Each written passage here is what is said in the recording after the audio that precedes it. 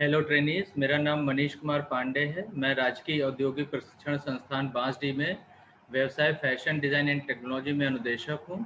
आज हम लोग फैशन डिज़ाइन एंड टेक्नोलॉजी में जो बेसिक टूल्स यूज़ किए जाते हैं, जैसे कि ड्राफ्टिंग में है, पैटर्न मेकिंग में है, स्टिचिंग में है, तो वो कौन कौन से टूल्स यूज़ होते हैं और उनका क्या काम है, इसके बारे में हम लोग डिस्कस करेंगे।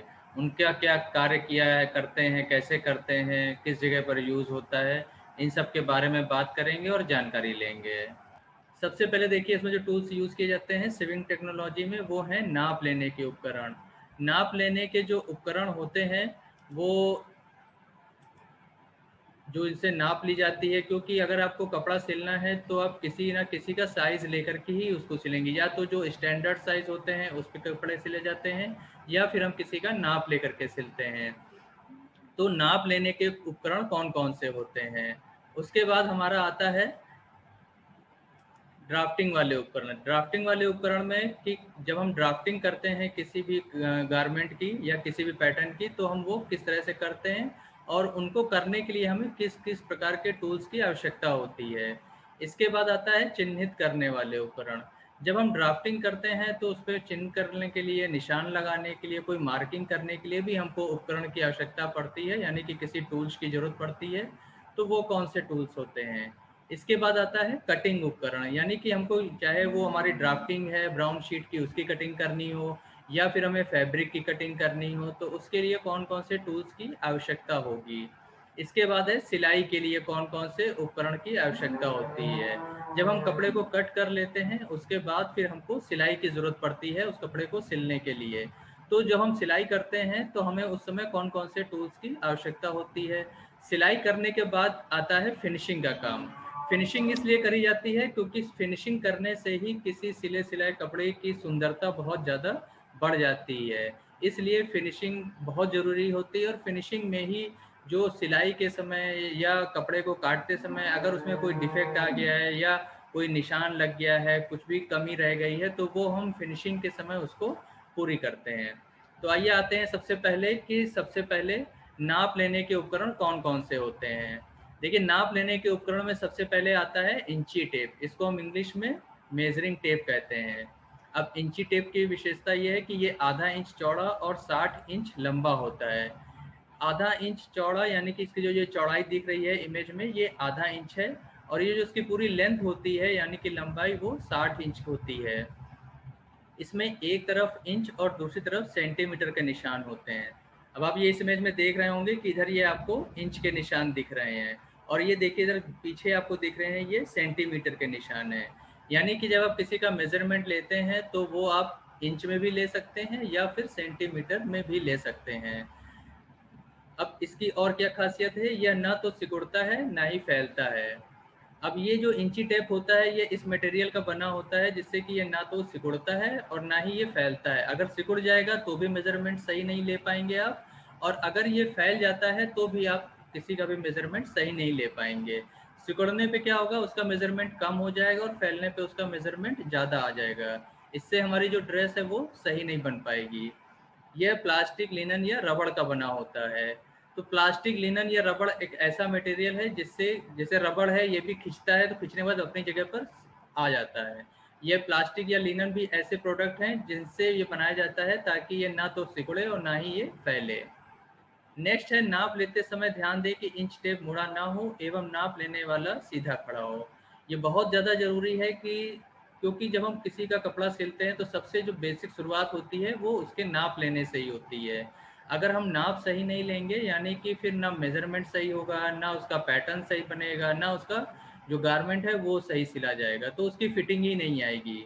इसलिए नाप लेते समय सबसे पहले ध्यान रखना है कि जो हमारा इंची टेप है वो कहीं से भी मुड़ा हुआ ना हो, और वो व्यक्ति सीधा खड़ा हो। सीधा नहीं खड़ा होगा तो भी उसका मेजरमेंट सही नहीं आएगा। उसके बाद आता है रूलर। रूलर आप इमेज में देख रहे हैं, ये इस तरह का रूलर होता है। इसकी लंबाई 12 इंच या 18 इंच की होती है। इससे क्या करते हैं, जो छोटी दूरियां होती हैं जैसे टक्स लेना है, फेसिंग हमको बनानी है, या जो छोटी छोटी दूरियां ली जाती हैं वो लेने का काम हम इस रूलर से ही करते हैं। इसके बाद नेक्स्ट आता है गिदरी मापक टेप। इसको इंग्लिश में बोलते हैं leg measuring tape. Leg measuring tape, इस टेप द्वारा भीतरी पैर का माप लिया जाता है। यानी कि ये टेप उस जगह यूज़ होता है जब हमें किसी के पैर का, जैसे किसी का पैंट बनाना हो या किसी का पैजामा बनाना हो, इस तरह की जब हमें कोई चीज़ लेनी बनानी होती है तब हम इस गिदरी मापक टेप यानी लेग मेजरिंग टेप का यूज़ करते हैं। आप इमेज में देख रहे हैं ये किस तरह का बना हुआ है। इसका ऊपरी भाग लकड़ी का अर्धचंद्राकार आकृति का होता है, जिससे क्या होता है कि हम इसको पैर में अंदर की तरफ लगाते हैं और ये स्केल से उस पैर की लंबाई को ले लेते हैं। तीसरा आता है मीटर स्केल। मीटर स्केल लकड़ी, प्लास्टिक या धातु का बना होता है। इसका प्रयोग बड़ी दूरी नापने में किया जाता है। मीटर स्केल, जैसे इसका नाम ही है मीटर, यानी कि ये 1 मीटर का लंबा तो कम से कम होता ही है, या 1.5 मीटर या 2 मीटर तक का भी हो सकता है, लेकिन मिनिमम ये 1 मीटर का होता है और इससे हम बड़ी दूरी नापने का काम करते हैं। इसके बाद आता है ड्राफ्टिंग उपकरण। पहले थे हमारे नाप लेने के उपकरण, ये है हमारा ड्राफ्टिंग उपकरण। ड्राफ्टिंग उपकरण के लिए सबसे पहली जरूरत होती है लकड़ी की टेबल की, जिसे हम वुडन टेबल बोलते हैं। ये इमेज में आप देख रहे हैं, ये इस तरह की टेबल है जिसकी ये सतह दिख रही है और इस तरह इसमें नीचे बना होता है। ये जो टेबल होती है ये 3 फुट चौड़ी होती है, यानी कि ये जो इसकी चौड़ाई है ये 3 फीट की होती है। 5 फीट ये लंबी होती है, यानी कि ये जो लंबाई होती है ये 5 फीट की होती है और 2.5 फुट ऊंची होती है, यानी कि ये जो ऊंचाई आपको दिख रही है ये जो है ये 2.5 फुट की होती है। अब आपको इमेज में भी दिख रहा है कि ये लकड़ी की बनी होती है। ऊपरी सतह एक समान होनी चाहिए। देखिए, अगर इसकी सतह ऊपरी एक समान नहीं होगी तो क्या होगा, जब आप ड्राफ्टिंग करेंगे तो कहीं ना कहीं वो ऊपर नीचे होगा। तो एक समान सतह होने से ड्राफ्टिंग बहुत अच्छी बनती है और सही बनती है। फिर नेक्स्ट है ब्राउन शीट, जिसको भूरी शीट भी बोलते हैं हिंदी में। तो ब्राउन शीट क्या है? ब्राउन शीट ही वो प्रोडक्ट है जिसके ऊपर हम ड्राफ्टिंग करते हैं। यह भूरे रंग की मोटी शीट होती है, यानी कि होता तो कागज का ही है लेकिन थोड़ा मोटा होता है, ठीक होता है। जिससे क्या होता है कि ये जल्दी फटता नहीं है, मोड़ने में आसानी रहती है इसको, और ये थोड़ा ड्यूरेबल भी होता है, थोड़े ज़्यादा टाइम तक ये चलता है। पतला होने से क्या होगा कि ड्राफ्टिंग हमने बना के रखी, कहीं से फटने का डर रहेगा या बहुत जल्दी फिर वो खराब हो जाएगा। लेकिन अगर मोटा है तो वो जल्दी खराब भी नहीं होगा और काफ़ी टाइम तक चलेगा। नाप के अनुसार इस पर ड्राफ्ट बनाया जाता है। अब जिस व्यक्ति की या जिसकी भी हमने मेजरमेंट लिया है उसकी नाप के अनुसार ही हम इस पे ड्राफ्ट बनाते हैं। ड्राफ्ट हमेशा उल्टी तरफ बनाया जाता है। देखिए, जब आप ये ब्राउन शीट खरीदेंगे तो ये एक तरफ चिकनी होगी और एक तरफ खुदरी होगी। तो जो खुदरी साइड होती है उस तरफ ही हम लोग ड्राफ्ट बनाते हैं। चिकनी साइड को हम लोग अंदर की तरफ रखते हैं, यानी नीचे की तरफ रखते हैं। और जो खुदड़ा साइड होता है, रफ होता है, उसको हम लोग ऊपर की तरफ रखते हैं। इससे क्या होता है कि जो हम मार्किंग करते हैं, जो निशान लगाते हैं, वो काफ़ी समय तक टिकते हैं क्योंकि वो खुदरी जगह होती है। नेक्स्ट पे आते हैं, ये है एल स्क्वायर। एल स्क्वायर इसका नाम इसलिए दिया गया है क्योंकि ये एल शेप में होता है। ये लंबाई में भी स्केल होता है और चौड़ाई में भी होता है। इसे टेलर स्क्वायर भी कहते हैं। ये लकड़ी, लोहे या प्लास्टिक के बने होते हैं। जैसे इमेज में आप देख रहे हैं, ये इसमें प्लास्टिक, लकड़ी का बना हुआ है। इसमें एक तरफ 24 इंच और 14 इंच, दूसरी तरफ 60 सेंटीमीटर और 36 सेंटीमीटर के निशान होते हैं। अब देख रहे हैं, ये जो लंबाई दी हुई है ये 24 इंच होगी, तो ये जो चौड़ाई है ये 14 इंच होगी। ये दूसरी तरफ क्या होता है, जैसे ये इधर इंच में है तो दूसरी साइड में वो सेंटीमीटर में होगा। तो सेंटीमीटर में कितना होगा, वो 60 सेंटीमीटर लंबाई में होगा और 36 सेंटीमीटर चौड़ाई में होगा। यानी कि इसको भी हम चाहे इंच में यूज़ करें और चाहे सेंटीमीटर में यूज़ करें, दोनों तरह से ही यूज़ कर सकते हैं। इसको हम वहाँ पे यूज़ करते हैं जहाँ पे हमें लंबाई और चौड़ाई में एक साथ निशान लगाने होते हैं, ताकि वो हमारी जो लाइन है वो कहीं से भी तिरछी ना हो, कहीं टेढ़ी मेढ़ी ना हो। इसलिए हम उस समय एल शेप स्क्वायर का यूज़ करते हैं। नेक्स्ट आता है फ्रेंच कर्व। ये भी प्लास्टिक का बना होता है। ये आप इमेज में देख रहे हैं, ये जो दिया हुआ है ये फ्रेंच, इसी को फ्रेंच कर्व बोलते हैं।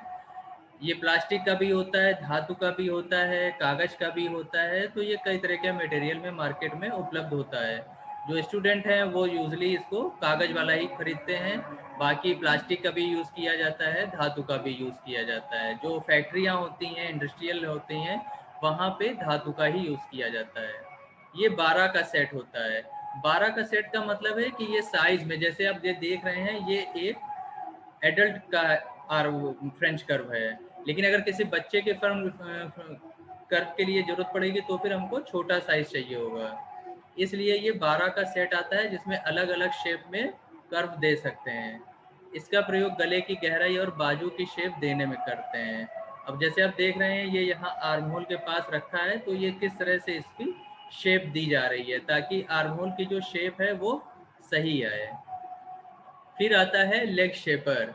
लेग शेपर जो है इसका जो यूज़ किया जाता है, जैसे नाम से ही लग रहा है, लेग मतलब हो गया पैर और शेपर मतलब शेप देने वाला, यानी कि पैर का शेप देने के लिए। इसका प्रयोग पैंट की गिदरी या कोट की बाजू में शेप देने में करते हैं। अब ये इमेज में आप देख रहे हैं बिल्कुल सीधा नहीं है, यहाँ पे थोड़ा कर्व है और फिर उसके बाद सीधा आ रहा है। यानी कि ये पैंट का जिस तरह से हम लोग हिप के बाद पैर आते हैं हम लोगों के नीचे, तो ये वहाँ की शेप देने के लिए यूज़ किया जाता है। और कोट की जो स्लीव होती है उसमें भी इसी तरह से शेप दी जाती है। तो वह इन दोनों जगहों पे जब हमको शेप देनी होती है ड्राफ्टिंग में, तब हम इस वाले इस शेपर का यूज़ करते हैं। इसकी लंबाई 60 सेंटीमीटर से 75 सेंटीमीटर तक होती है। इसमें भी इंच और सेंटीमीटर दोनों के ही निशान होते हैं। इसका एक सिरा 3 इंच और दूसरा सिरा 2.5 इंच चौड़ा होता है। यानी कि ये जो सिरा आप नीचे देख रहे हैं ये 2.5 इंच चौड़ा है और ये जो ऊपर वाला सिरा है ये 3 इंच का चौड़ा होता है। फिर नेक्स्ट आता है इसमें कार्ड स्केल। कार्ड स्केल इसका प्रयोग ट्रेनीज द्वारा छोटी ड्राफ्टिंग बनाने में किया जाता है। अब जैसे जो सब जो टूल हम देख रहे हैं ये सारे हैं बड़े लोगों के टूल, यानी कि जब हम ड्राफ्टिंग करते हैं। और ये कार्ड स्केल जब हम लोग किसी कागज़ पे छोटी ड्राफ्टिंग बनाते हैं, जैसे आप स्टूडेंट्स लोग हैं, जब आप लोग ड्राफ्टिंग की फाइल अपनी बनाएंगे तो कॉपी में तो अगर आप मान लीजिए 25 सेंटीमीटर, तो कॉपी में 25 सेंटीमीटर कैसे लेंगे, वो नहीं आ पाएगा। तो हम क्या करते हैं इस कार्ड स्केल का यूज़ करते हैं। ये 1/2, 1/4, 1/6, 1/5, 1/10 इस तरह से आते हैं साइज में, और ये बड़े साइज को छोटे साइज में चेंज कर देते हैं। तो जब हम ड्राफ्टिंग अपनी फाइल में बनाते हैं उस समय इनका यूज़ बहुत ज़्यादा होता है। नेक्स्ट आता है कलर पेंसिल यानी रंगीन पेंसिलें। ड्राफ्टिंग करते समय नीले रंग की पेंसिल से सिलाई लाइन और लाल रंग की पेंसिल से कटिंग लाइन खींची जाती है। देखिए जब हम ड्राफ्टिंग करते हैं ब्राउन शीट पे तो वहाँ दो तरह की लाइनें होती हैं। एक होती है हमारी ड्राफ्टिंग लाइन जो मेजरमेंट के अकॉर्डिंग ली जाती है, और दूसरी होती है कटिंग लाइन जो कि कपड़े को कट करने के लिए यूज़ करी जाती है। तो ये दोनों लाइनों में अंतर हमको पता चल जाए कि जब कौन सी जो लाइन है वो हमने ड्राफ्टिंग के लिए यूज़ करनी है, कौन सी लाइन है जो हमें कटिंग के लिए यूज़ करनी है। तो इस डिफरेंस को बनाने के लिए जो हम यूज़ करते हैं, तो ड्राफ्टिंग के लिए नीले रंग की पेंसिल और कटिंग के लिए लाल रंग की पेंसिल, ताकि अगर किसी को भी वो ड्राफ्टिंग दी जाए तो उसको पता हो कि हाँ ये नीले रंग से लाइन है तो ये ड्राफ्टिंग की लाइन है, ये लाल रंग से लाइन खींची गई है तो ये कटिंग लाइन है। इसके बाद आता है मार्किंग चाक। इसे टेलर चौक भी कहते हैं।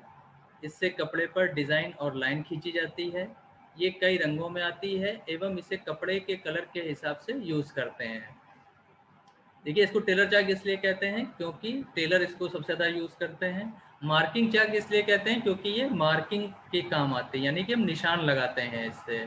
जब हम ड्राफ्टिंग बनाते हैं ब्राउन शीट पे तब भी हम इसको यूज़ करते हैं, या फिर ड्राफ्टिंग तो हम पेंसिल से भी कर लेते हैं। लेकिन जब हम कपड़े पे निशान लगाते हैं, जब हम ड्राफ्टिंग जो ब्राउन शीट है उसको जब हम कपड़े के ऊपर रखते हैं फिर जब हम निशान लगाते हैं, तो फिर हम वो इसी मार्किंग चाक से ही लगाते हैं।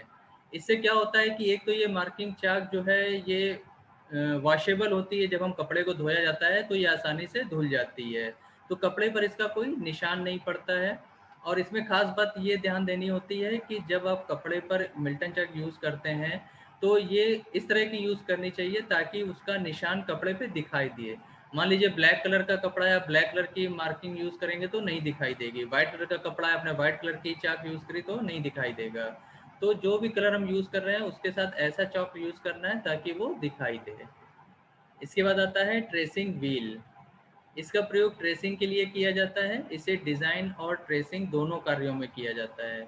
इसके नुकीले वाले भाग को डिज़ाइन के ऊपर चलाते हैं जिससे डिज़ाइन नीचे छप जाता है।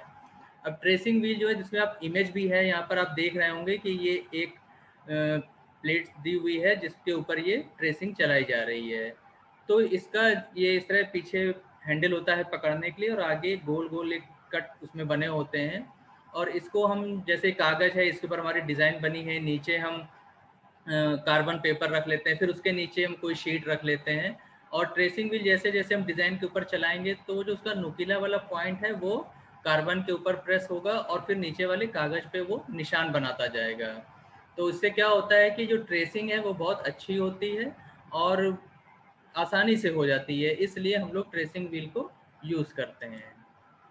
अब हमारे आते हैं कटिंग टूल्स, यानी कि हमने पहले मेज़रमेंट लिए, मेज़रमेंट लेने के बाद हमने ड्राफ्टिंग करी। अब ड्राफ्टिंग करने के बाद हमको कटिंग करनी है। तो कटिंग के टूल्स कौन-कौन से हैं, इसीलिए इसको दिया गया है कटिंग उपकरण। कटिंग उपकरण में देखिए सबसे पहले आता है बड़ी कैंची, जिसे हम शेयर्स भी कहते हैं। बड़ी कैंची, इनका साइज़ 10 इंच से लेकर 14 इंच तक होता है। इनका आगे का हिस्सा लोहे का और पीछे का हिस्सा पीतल का होता है। इससे कपड़े की 6 से 7 तह को काटा जा सकता है।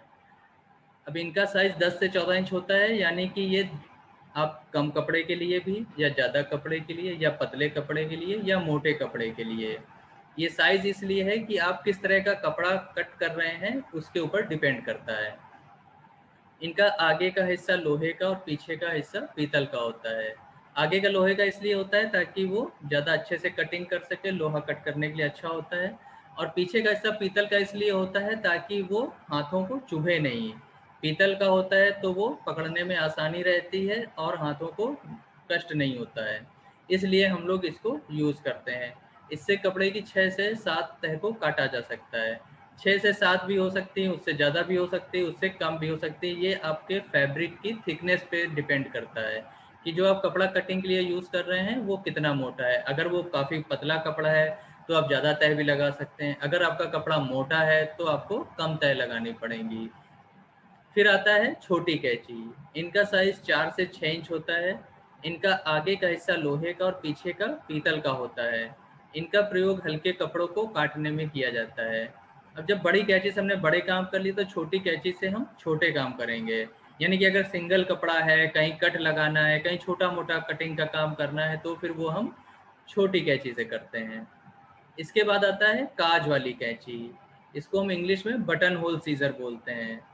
इसकी लंबाई 4 से 6 इंच तक होती है। इसका प्रयोग कांच बनाने में किया जाता है। इसकी लंबाई एक पेंच द्वारा कम या ज़्यादा की जाती है। अब आप ये इमेज में देख रहे होंगे कि यहाँ पर ये एक कट का निशान लगा हुआ है। ये जो कट का निशान है यही कम या ज़्यादा होता है, और ये देखिए यहाँ पर एक पेंच लगा हुआ है। तो इस पेंच की मदद से ही हम इस साइज़ को कम या ज़्यादा कर सकते हैं, यानी कि हमको कांच कितना बड़ा बनाना है। अगर हम किसी छोटे बच्चे की ड्रेस बना रहे हैं तो उसमें कांच छोटा होगा।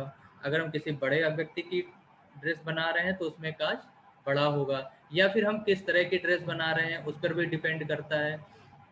तो वो जो काज का साइज़ है वो हम इस पेंच के द्वारा कम या ज़्यादा कर सकते हैं। फिर आता है कटावदार कैंची यानी पिकिंग शीयर्स। इसकी लंबाई 5.5 इंच से लेकर 10.5 इंच तक होती है। इसका प्रयोग सजावटी कटिंग के लिए किया जाता है। इसकी कटिंग से जिगजैग डिज़ाइन बनती है।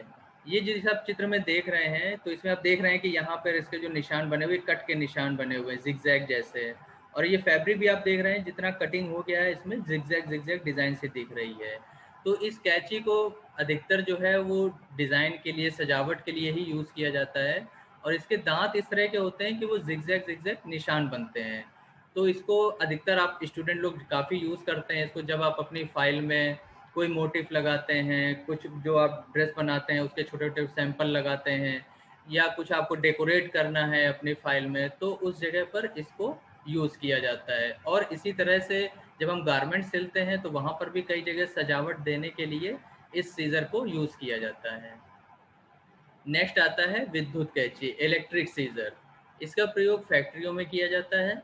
इससे कपड़े की 40 से 60 तहों को काटा जा सकता है। इससे सभी प्रकार के कपड़ों की कटिंग होती है। ये बिजली से चलती है।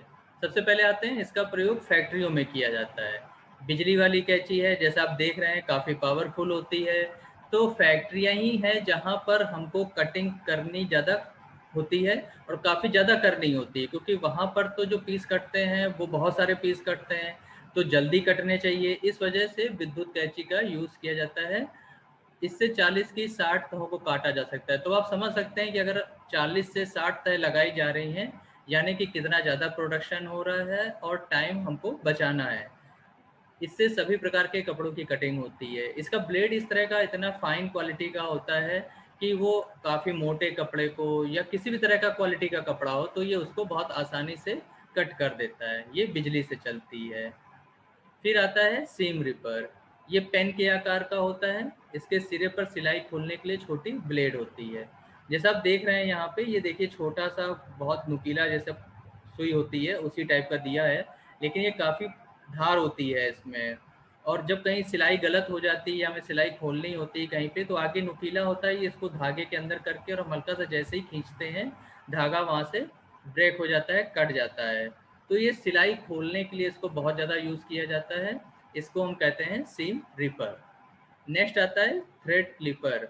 इसका प्रयोग धागे की कटाई छटाई के लिए किया जाता है।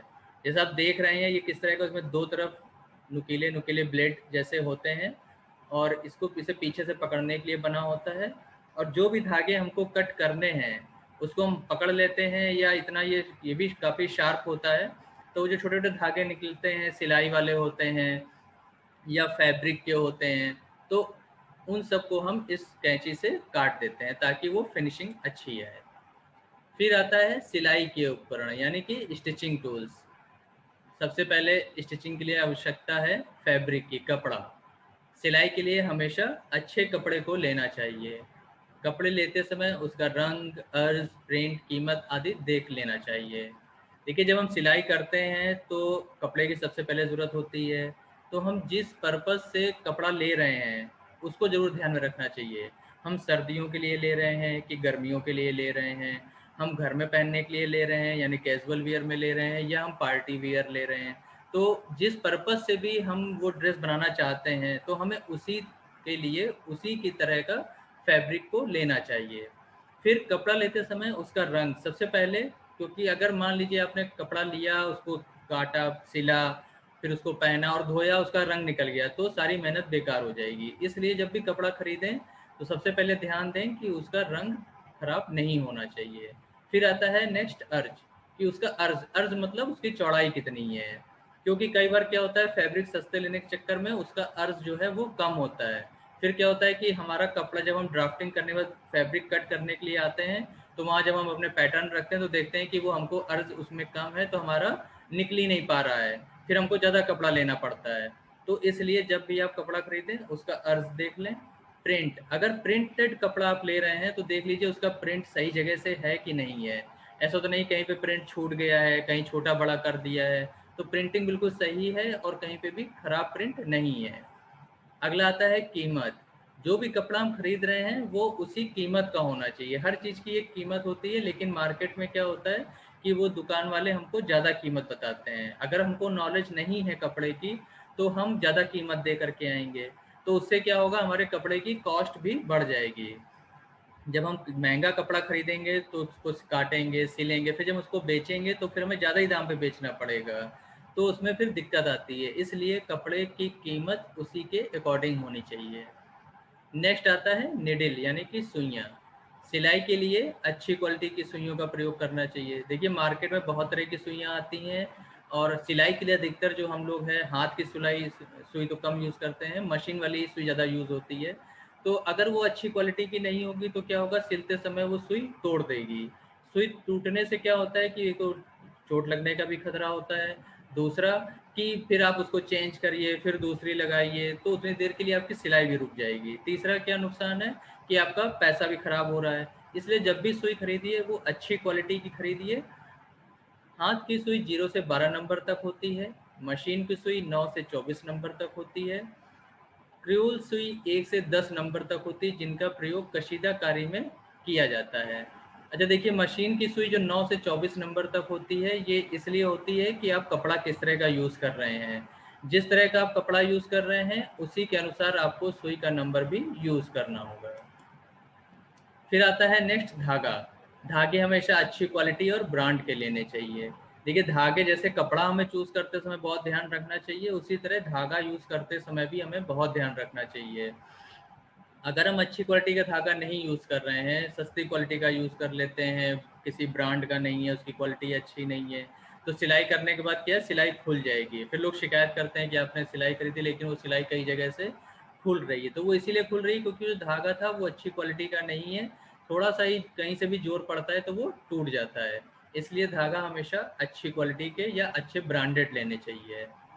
ये कई रंगों में आते हैं, जैसे रेड, ब्लू, ब्लैक, जिस तरह का भी कपड़ा हो उसी से रिलेटेड ही लेना चाहिए। जैसे सूती, रेशम, नायलॉन आदि, ये क्वालिटी है कि अगर सूती धागा भी आता है, रेशमी भी आता है, नॉयलॉन भी आता है, जिस जगह आपको जिस तरह के भी धागे की ज़रूरत है उस तरह का आप धागा यूज़ करिए। फिर नेक्स्ट है थिम्बल। यह प्लास्टिक या लोहे की होती है, इसे उंगली में पहनने से सुई नहीं चुभती है। जैसा आप इमेज में देख रहे हैं कि एक उंगली में ये थिम्बल पहना हुआ है और ये सुई से इसको प्रेस कर रहे हैं, यानी कि ये सुई ये लोहे का बना होता है। तो उसमें क्या है कि जब आप सुई को धक्का देते हैं, दबाते हैं, तो ये कवर है तो वो आपकी उंगलियों में नहीं लगता है, तो सिलाई करने में आसानी रहती है। फिर है सुई थ्रेडर, जिसको इंग्लिश में निडल थ्रेडर भी बोलते हैं। इसमें पतली धातु की तार होती है जिससे धागा आसानी से सुई से निकल जाता है। अब सुई थ्रेडर का यूज़ हम लोग कहाँ करते हैं, जैसे हाथ की सुई है उसमें हमको धागा डालना है। अब वो धागा बहुत पतला हम यूज़ कर रहे हैं, किसी की आंखें बहुत अच्छी, किसी की थोड़ी कमज़ोर है या रोशनी उतनी ज़्यादा नहीं है, या हमको किसी अन्य वजह से कोई दिक्कत आ रही है धागे को डालने में। तो ये जो सुई थ्रेडर होता है इसमें आगे पतला बहुत तार होता है जो वी शेप में होता है। तो उस वी शेप के अंदर ही हम हल्के से धागे को फंसा देते हैं और वो जो वी शेप का जो कोना होता है उसको हम सुई के छेद में डाल देते हैं। तो वो बहुत पतला होता तार होता है तो वो अंदर चला जाता है। उसके बाद हम धागा खींच लेते हैं और सुई थ्रेडर को बाहर निकाल लेते हैं। तो ये बहुत आसान तरीका है सुई के अंदर धागा डालने में, चाहे वो मशीन में डालना हो या हाथ वाली सुई में डालना हो। फिर आता है फिनिशिंग अथवा प्रेसिंग उपकरण। फिनिशिंग और प्रेसिंग उपकरण इसलिए क्योंकि जो प्रेसिंग चीज़ें आती हैं वो फिनिशिंग में ही आती हैं, इसीलिए चाहे हम इसको फिनिशिंग कहें या फिर प्रेसिंग कहें। तो प्रेसिंग में सबसे पहले आते हैं प्रेस। प्रेस करने से क्या होता है, कपड़े की सुंदरता बढ़ जाती है। और प्रेस कई प्रकार की आती हैं, लोहे की प्रेस, कोयले की प्रेस, बिजली की प्रेस, ऑटोमेटिक विद्युत प्रेस, भाप बिजली वाली प्रेस। प्रेस करने से क्या होता है, कपड़े की सुंदरता बढ़ जाती है। और ये कई तरह की मार्केट में अवेलेबल होती हैं। जैसे जो लोकल लोग कपड़े प्रेस करते हैं वो क्या करते हैं, लोहे की प्रेस यूज़ करते हैं। कुछ लोग कोयले की प्रेस करते हैं जो मार्केट में प्रेस करते हैं। फिर इसके बाद बिजली वाली प्रेस भी यूज़ होती है। घरों में जो हम लोग अक्सर यूज़ करते हैं वो ऑटोमेटिक बिजली वाली प्रेस होती है। और अब काफ़ी ज़्यादा भाप बिजली वाली प्रेस भी आने लगी, यानी कि उसमें थोड़ा सा पानी भर दिया जाता है, उसमें बटन लगा होता है। जब हम उसको प्रेस करेंगे तो उसकी तली में छोटे छोटे से छेद होते हैं जिनसे पानी निकलता है भाप जैसा। और वो प्रेस आसानी से, जैसे कहीं जो बहुत ज़्यादा सिकुड़न पड़ गई है, जैसे कॉटन का है, वूलन है, इनमें क्या होता है कि सिकुड़न बहुत ज़्यादा पड़ जाती है तो जल्दी जाती नहीं है। तो उस समय भाप बिजली वाली प्रेस करने से वो सिकुड़न बहुत आसानी से चली जाती है और क्रीज भी बहुत अच्छी बनती है, प्रेस की क्वालिटी बहुत अच्छी आ जाती है। जो फैक्ट्रियां हैं वहाँ पे तो काफ़ी बड़ी बड़ी बिजली वाली प्रेस यूज़ होती हैं, अच्छी क्वालिटी की होती हैं, ताकि काफ़ी हाई स्पीड में काम कर सकें वो। इसके बाद नेक्स्ट आता है प्रेसिंग टेबल। इसकी ऊंचाई एडजस्ट करने वाली होनी चाहिए, इसकी सतह मोटी सूती गद्दी की होनी चाहिए। प्रेसिंग टेबल जिसके ऊपर हम किसी कपड़े को रख करके प्रेस करते हैं, जैसे आप इमेज में देख रहे हैं ये एक प्रेसिंग टेबल दी हुई है, इस पे ही हम लोग कपड़े को रख करके प्रेस करते हैं। इसकी हाइट एडजस्ट करने वाली होनी चाहिए ताकि जो भी व्यक्ति लंबा है, थोड़ा कम लंबा है, वो अपने अकॉर्डिंग उसके साइज को कम या ज़्यादा कर सके। फिर इसकी सतह मोटी सूती गद्दी की होनी चाहिए, वो इसलिए ताकि जब हम कपड़े को रख करके आयरन को दबाते हैं तो वो दबना चाहिए, तभी उस कपड़े की प्रेस बहुत अच्छी आती है। फिर है प्रेसिंग स्टैंड। इस स्टैंड का प्रयोग प्रेस करने के लिए किया जाता है। यह 36 इंच लंबा और 12 इंच चौड़ा होता है। इसमें राइट साइड में 6 इंच की जगह प्रेस रखने के लिए होती है। जैसी प्रेसिंग टेबल होती है, ये तो टेबल है, ये स्टैंड है।